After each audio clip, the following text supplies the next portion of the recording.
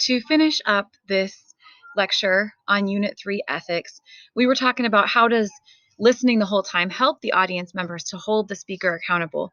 Well, think about it. If a source or a speaker is inviting debate and feedback and questions from their talk, how useful are the decoders, the audience, going to be to them if they were only half listening?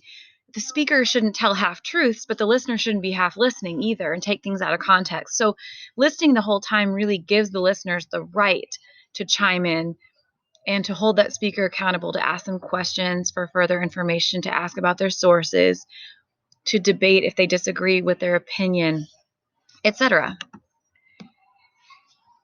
And when should an audience member stop listening to the speaker? When should the decoder stop listening to the source? When the audience member has made up his or her mind on the issue, which could be even previously to hearing the speech, or when the speaker has finished talking. Yes, that's correct. Listen all the way to the end. Even if you really disagree, they're really pushing your buttons, making you mad by what they're saying, and you just want to chime in. If they're not inviting discussion yet, listen all the way. Try to listen from their point of view, their perspective, and hopefully they will allow feedback and questions at the end of the message.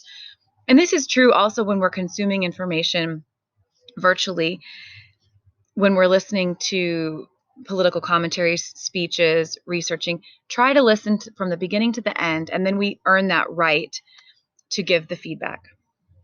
Beginning to end, beginning to end. And pay attention to the direction of your camera because you want your gestures to go left or right. That's a little tip for you.